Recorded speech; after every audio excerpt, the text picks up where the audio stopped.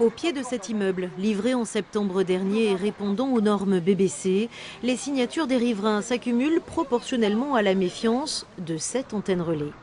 De l'autre côté de la rue, face à l'antenne, la chambre de la petite Noam, 20 mois. Les parents de la petite fille ont acheté leur appartement sur plan. Ils en viennent à se demander s'ils sont en danger, sans le savoir. Je ne suis pas électrosensible. Voilà, je ne l'ai jamais été, pourtant on utilise le Wi-Fi, mais depuis que je suis dans cet appartement et assez récemment, j'ai des sifflements dans les oreilles et des maux de tête. Et évidemment, je m'inquiète pour la construction du cerveau de mon enfant qui est très jeune. Alors ici, il y a 5 volts 8, 5 volts 9 dans le berceau.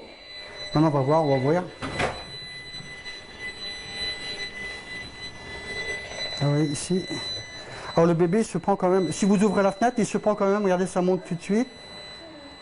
Ça monte à 6 volts là, 6 volts 6. Des craintes qui s'accroissent au moment d'ouvrir une fenêtre ou d'aller sur le balcon. Le Conseil européen recommande une limite de 0,6 volts. Jean Rinaldi, président des Robins des Toits Rhône-Alpes, voltmètre à l'appui, démontre que les seuils imposés par la loi sont dépassés. On est sûr que ça vient de cette antenne? Absolument, là il n'y a pas photo. Hein. Les faisceaux sont dirigés ici, carrément. Là, ça n'a rien à faire là. Une antenne comme ça, elle doit être sur un point haut. Elle ne doit pas être là, si bas, près des habitations. L'arrivée de la 4G dans les grandes villes n'a rien de rassurant pour l'association et les riverains. Selon eux, les opérateurs ont la possibilité d'augmenter la puissance des ondes et donc leurs méfaits. Quand on ne peut pas le prouver, il y en a qui disent oui, il y en a qui disent non, on applique le principe de précaution, la loi Barnier qui dit principe de précaution.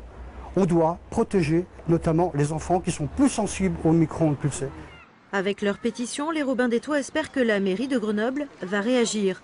Mais surtout, ils souhaitent dénoncer l'enjeu économique que représente la location des toits, un enjeu qui interfère avec celui de la santé.